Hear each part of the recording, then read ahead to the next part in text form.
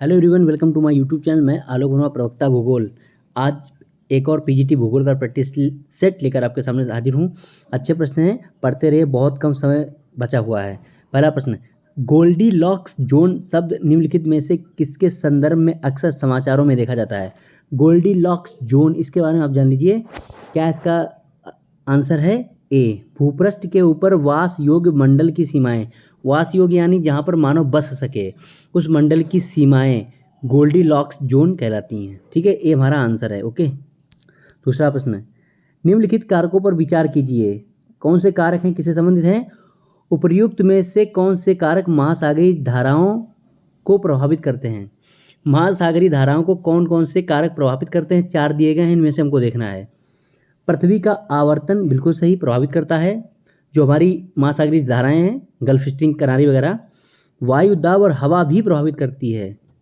महासागरीय जल का घनत्व भी प्रभावित करता है। पृथ्वी का परिक्रमण प्रभावित नहीं करता है। यानी 1, 2, 3। ठीक है, इसका आंसर क्या होगा? 1, 2, 3, ऑप्शन नंबर बी हमारा सही है। जो महासागर में धाराएं चलती हैं उनको पृथ्वी का आवर्तन, महासागरीय जल का घनत्व, वायु दाब और हवा प्रभावित करते हैं। ठीक है, तो बी हमारा आंसर है। तीसरा देखिए प्रश्न, निम्नलिखित नदियों में से किसको दक्षिण गंगा कहा जाता है? किसको दक्षिण गंगा कहा जाता है? बहुत अच्छा प्रश्न है। और यहाँ पर आंसर क्या होगा? इसमें बहुत कन्फ्यूजन रहता है, तो कन्फ्यूजन मत रखिए, मैंने बहुत सर्च इस पर किया था। तो इसमें आंसर है आपका गोदावरी। दक्षिण गंगा, बूढ़ी गंगा। ठीक है, गोदावरी को ही कहा जाता है। कावेरी के चक्कर में ना पड़िए, मैंने बहुत सर्च किया था, कई लोगों ने बताया था कि कावेरी भी लिया जाता है। बिल्कुल नहीं, गोदावरी ही आप लगाएंगे। ठीक है। चौथा, दक्षिण भारत में सिंचाई व्यवस्था का अग्रदूत किसे माना जाता है? दक्षिण भारत में सिंचाई व्यवस्था का अग्रदूत किसे माना जाता है? बहुत अच्छा प्रश्न है, सीधे याद कर लीजिए, सर आर्थर कॉटन। क्या आंसर है? सर आर्थर कॉटन को दक्षिण भारत में सिंचाई का अग्रदूत माना जाता है। ठीक है। पांचवा प्रश्न देखिए, कौन सही सुमेलित नहीं है? मिलान करने वाला प्रश्न है और बहुत अच्छा प्रश्न है। इस तरीके के प्रश्न आपको जरूर मिलेंगे पीजीटी में। राजधानियाँ मिलाइए, सीधा सा है। गिनी बिसाऊ के सामने बिसाऊ दिया है, बिल्कुल सही है। ताइवान की राजधानी ताइपे है, बिल्कुल सही। निकारागुआ की मानागुआ, कल ही हम लोगों ने प्रश्न देखा था। मालदीव की मालाबो, गलत है, ये हमारा आंसर है। मालदीव की राजधानी माले है। क्या है? माले। मालदीव की राजधानी माले है। मालाबो इक्वाटोरियल गिनी, इक्वाटोरियल गिनी देश की राजधानी है मलाबो। ठीक है, तो डी गलत है, ये हमारा आंसर है। छठा प्रश्न है, इसमें भी देखो राजधानी इन्होंने मिलवा दी है, तो ये भी अच्छा प्रश्न है। इसको देख लेते हैं। देश राजधानी, बुल्गारिया। बुल्गारिया की राजधानी सोफिया है, बहुत अच्छा सा याद कर लीजिए, सोफिया। जॉर्जिया की राजधानी तिब्लिसी है। ठीक है। आइसलैंड की रिकजाविक है। 2। नॉर्वे की ओस्लो है। आंसर क्या है? ए। ठीक, ये हमारा आंसर है। मैच जो मैंने कर दिया, इसको समझ लीजिए, आप स्क्रीनशॉट भी ले सकते हैं। समझते चलिए, याद कर लीजिए। आप भूगोल के स्टूडेंट है, आपने एमए किया है, तो राजधानी एक भी गलत ना हो। ठीक है, ये हमारा आंसर है छठे का। सातवां देखते हैं। फिर यहाँ पे सूची मिलान करना है, और ये अच्छा प्रश्न यहाँ पे इन्होंने दिया है। थोड़ा सा टफ भी कह सकते हैं, लेकिन इसको आपको समझना चाहिए। नदियाँ और कहाँ गिरती जाके हैं? ये नदियों का अंत कहाँ है? लीना, आमूर, ये नदियाँ कहाँ की हैं? रूस की नदियाँ हैं।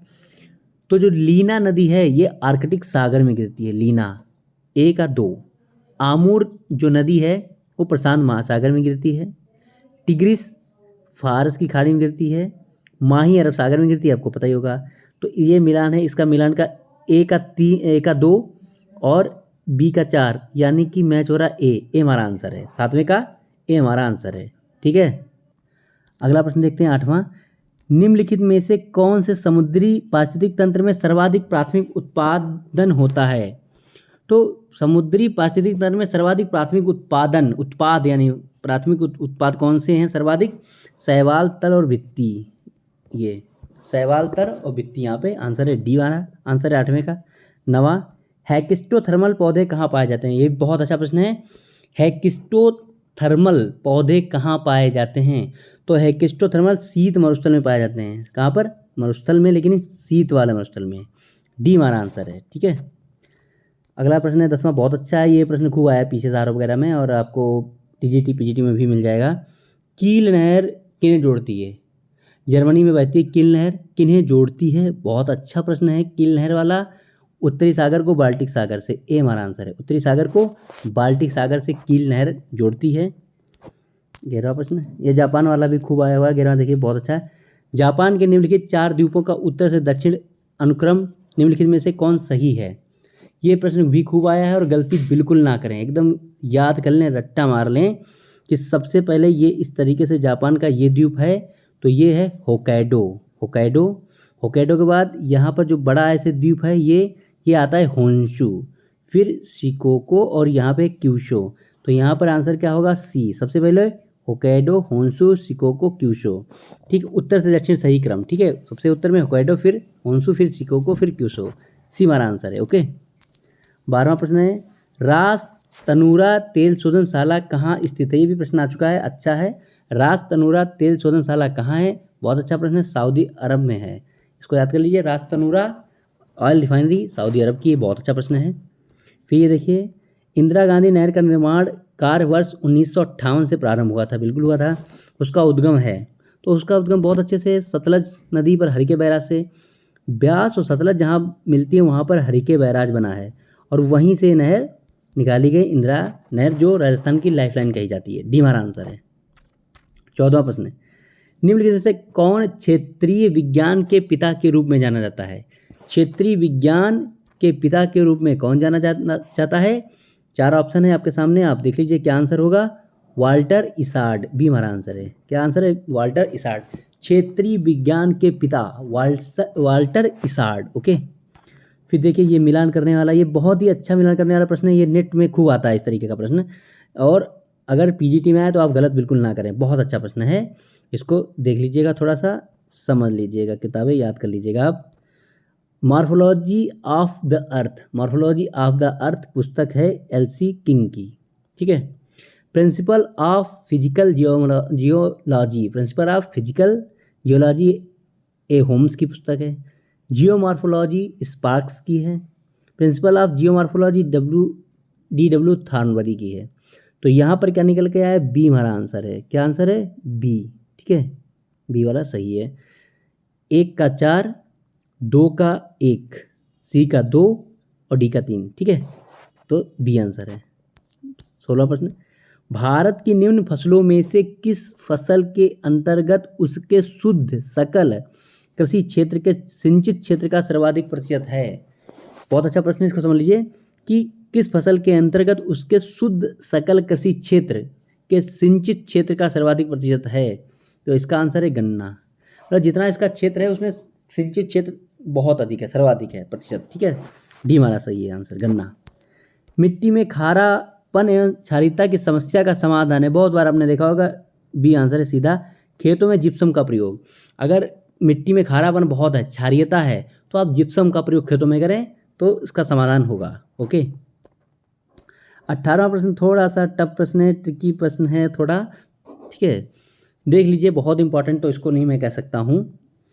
यहाँ पे भारतीय मानसून का पूर्वानुमान करते समय कभी कभी समाचारों में उल्लेखित Indian ocean dipole IOD, Indian ocean dipole के संदर्भ में निम्नलिखित कथनों के संबंध में कौन सा से कथन सही हैं?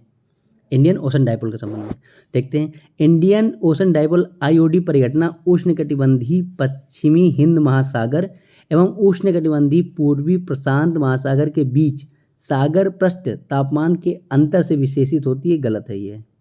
दूसरा, आईओडी इंडियन ओशन डाइपोल परिघटना मानसून पर एल नीनो के असर को प्रभावित कर सकती है, बिल्कुल सही। तो यहाँ पर केवल 2, बी हमारा आंसर है, केवल 2, दूसरा केवल सही है। ठीक है, अगला प्रश्न 19वां प्रश्न देखिए, कर्क रेखा निम्नलिखित में से किन राज्यों से होकर गुजरती है? ये तो बहुत अच्छा प्रश्न है, किसको नहीं पता होगा। कर्क रेखा भारत के किन राज्यों से होकर गुजरती है? ये वाला कूट से आपको लेना है। गुजरात से गुजरती है, बिल्कुल सही, गुजरात से तो गुजरती ही है। छत्तीसगढ़ से भी गुजरती है, झारखंड से भी गुजरती है, उत्तर प्रदेश से नहीं गुजरती है। तो आंसर क्या लेना है? 1, 2, 4, 1, 2, 4 ए हमारा आंसर है। ठीक है, 1, 2, 4 ये हमारा आंसर है। ओके, 20वां प्रश्न, कश्मीर की घाटी हिमालय में एकमात्र समतल पट्टी है, इस समतल मैदान को निर्मित करने के लिए किस नदी ने अपने निक्षेप जमाव किए हैं? जो आप देख रहे हैं कश्मीर वाला इलाका है, श्रीनगर जहाँ है सब वो इलाका है, किस नदी ने अपने निक्षेप जमाव किए हैं? तो इसका आंसर है डी, वो झेलम।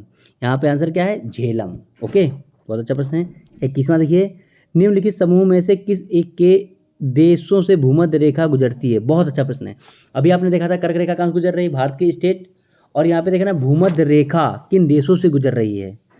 अब एक एक को हम लोग चेक करते हैं। यहाँ पे ब्राज़ील है, जाम्बिया, मलेशिया है। ब्राज़ील से तो गुजर रही, मलेशिया से नहीं गुजर रही, तो सीधे काट दीजिए। कोलंबिया, केन्या, इंडोनेशिया, यहाँ पे तो मिल रहा है, ठीक है, तो एकदम मिल गया है। कोलंबिया, केन्या, इंडोनेशिया तीनों से गुजरती है, बी हमारा आंसर है। नीचे वाले में देखिए सूडान गलत है, मलेशिया गलत है, ऊपर डी वाले में वेनेजुएला से नहीं गुजरती है, इथियोपिया से नहीं गुजरती है, तो केवल बी हमको मिल रहा है। अच्छा, तो बी हमारा आंसर है। कोलंबिया, केन्या, इंडोनेशिया, इन तीनों देशों से भूमध्य रेखा गुजरती है। 21 का बी सही है। 22वां, उच्च अक्षांश क्षेत्रों में निम्नांकित हिमनदी घाटियों को किस नाम से जाना जाता है? जो उच्च अक्षांश क्षेत्रों में ध्रुवों के आसपास जो हिमनदी घाटियाँ होती हैं उनको फ्योर्ड्स कहते हैं। एक तरीके से यू आकार की घाटी टाइप की होती है जो सीधे समुद्र से लगी होती हैं, उनको फ्योर्ड्स कहते हैं, ठीक है, फ्योर्ड्स। तो ये 22 का आंसर सी हो गया। झीलमाला ठेठ रूप से किसकी विशेषताएं हैं? झीलमाला मतलब इस तरीके से आकृति बन जाती, झीलें, छोटी छोटी झीलें बन जाती हैं। हिमानी द्रोणिका, ग्लेशियर द्रोणिका के कारण झीलमाला बनती है। तो यहाँ पे 23 का क्या है? D answer. ओके, फिर देखिए बहुत अच्छा प्रश्न है, तूफानी चालीसा। ये बहुत अच्छा प्रश्न है। इस तरीके का प्रश्न, इसी तरीके के आएंगे प्रश्न, आप गलती ना करें। कई स्टेटमेंट होंगे, उन पर आपको विचार करना होगा। तूफानी चालीसा के बारे में निम्नलिखित कथनों पर विचार कीजिए। ये उत्तरी और दक्षिणी गोलार्ध में निर्बाध बहती हैं। तो यहाँ पे तो एक चीज़ शुरू में ही पकड़ में आ गई, जो तूफानी चालीसा है ये सिर्फ दक्षिणी गोलार्ध में बहते हैं, उत्तरी में नहीं। ये तो गलत हो गया पहला। ये बड़ी शक्ति और स्थिरता से बहती हैं, बिल्कुल सही। इनकी दिशा सामान्य तौर पर दक्षिण गोलार्ध में उत्तर पश्चिम से पूर्व की ओर होती है, बिल्कुल सही। मेघाच्छन्न आकाश, वर्षा और खराब मौसम इनके साथ सामान्य तौर पर संबंधित रहते हैं, बिल्कुल सही। तो पहला गलत था, बाकी सही हैं, यानी 2, 3, 4 ऑप्शन नंबर बी हमारा बिल्कुल सही है, ठीक है। 2, 3, 4 बिल्कुल सही है, बी ऑप्शन। 25वां, यहाँ पे एक भौगोलिक चीज़ें दी गई हैं, किसी एक क्षेत्र के बारे में, जलवायु के बारे में क्या बताया गया? किसी एक भौगोलिक क्षेत्र की सुस्पष्ट विशेषताएं निम्नलिखित हैं। क्या है? कोष्ण और शुष्क जलवायु, अच्छा भाई। सुहावना और आर्द्र शीतकाल, ठीक है। सदाबहार ओक, तो ये एक बड़ा पॉइंट हमको मिल गया कि ओक के वृक्ष कहाँ मिलेंगे, सीधे आप पकड़ सकते हैं। आंसर क्या होगा? ए, भूमध्य सागरीय क्षेत्र। भूमध्य सागरीय क्षेत्र में सदाबहार ओक के वृक्ष मिलेंगे, वहीं पर कोष्ण और शुष्क जलवायु है, सुहावना और आर्द्र शीतकाल होता है, ठीक है।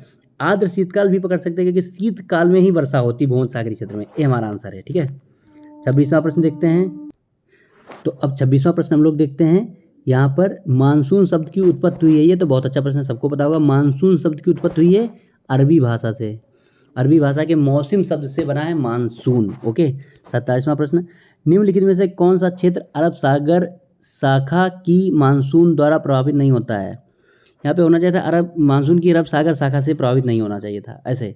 तो मानसून की कई शाखाएं हैं, एक अरब सागर शाखा भी है, ठीक है। तो उससे कौन सा क्षेत्र प्रभावित नहीं होता है? डी, पश्चिम बंगाल, वो सॉरी पंजाब का मैदान। तो अरब सागर शाखा से कौन सा क्षेत्र प्रभावित नहीं होता है?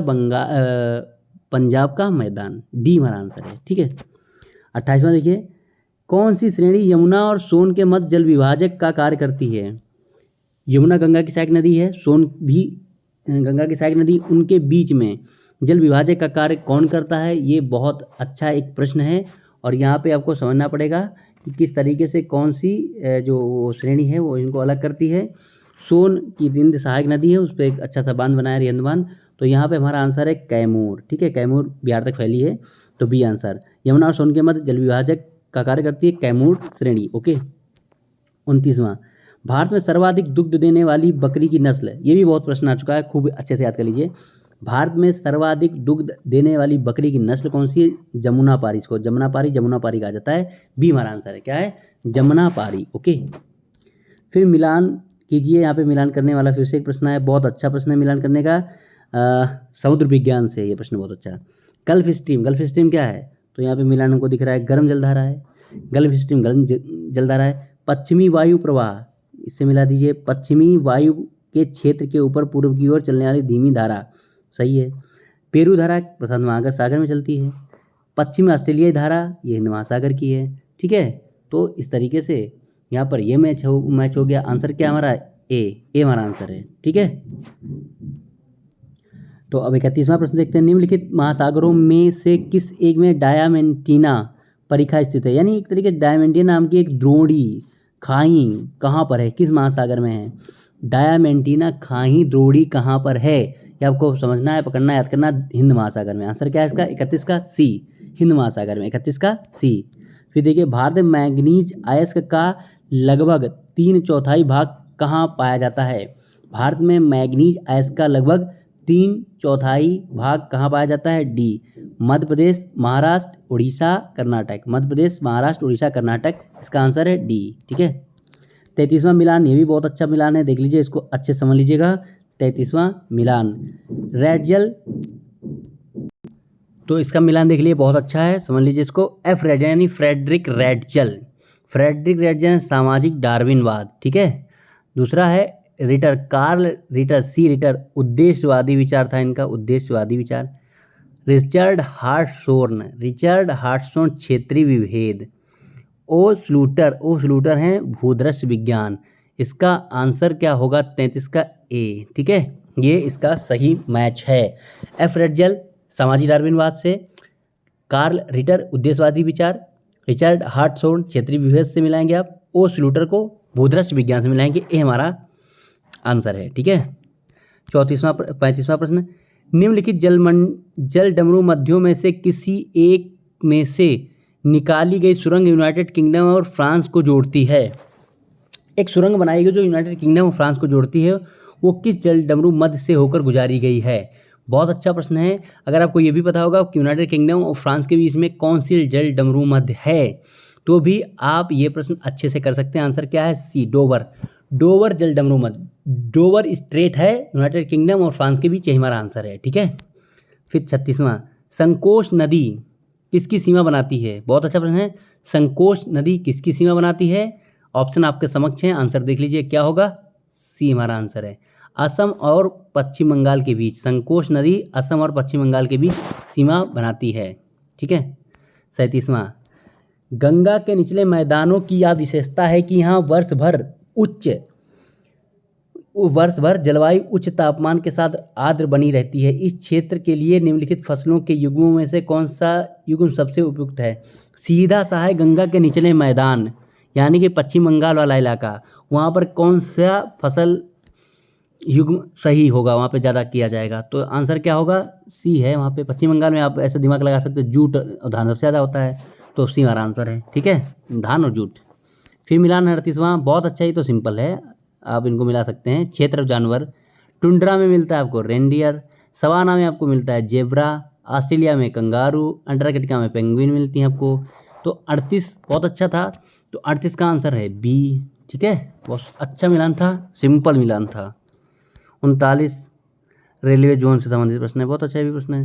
निम्नलिखित में से कौन सा एक सही सुमेलित नहीं है। रेलवे जोन है, मुख्यालय है। उत्तर पूर्व रेलवे का मुख्यालय गोरखपुर, दक्षिण पूर्व रेलवे का मुख्यालय भुवनेश्वर नहीं है, पूर्वी रेलवे कोलकाता, दक्षिण पूर्व मध्य रेलवे बिलासपुर। ठीक है, आंसर क्या है बी। दक्षिण पूर्व रेलवे का मुख्यालय भी भुवनेश्वर में नहीं, कोलकाता में है।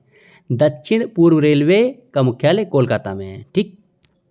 40वां प्रश्न, आंध्र प्रदेश का गुंटूर जिला निम्नलिखित में से किस खनिज के अयस्क भंडार के लिए प्रसिद्ध है। यानी आंध्र प्रदेश का जो गुंटूर जिला है वो किसके लिए प्रसिद्ध है, तो आंसर है मैग्नेटाइट, सी आंसर है मैग्नेटाइट के लिए। ठीक है, बहुत अच्छा प्रश्न था। और 41वां प्रश्न है, ये बहुत अच्छा प्रश्न है, अंतिम प्रश्न है। रेड इंडियन अथवा अमेरिकन इंडियन निम्न में से किस प्रजाति के हैं। बहुत अच्छा प्रश्न है, इसको आप का के साइड मत लगा दीजिएगा, ये हैं मंगोलाइड प्रजाति के। ठीक है, रेड इंडियन जो अमेरिका में रहते हैं, मूल निवासी वहाँ के, वो मंगोलाइड प्रजाति के हैं। ठीक है, पढ़ते रहिए, मस्त रहिए, प्रैक्टिस करते रहिए। बहुत कम समय बचा है, बिल्कुल समय बर्बाद ना करें, एक एक समय बहुत कीमती है। धन्यवाद।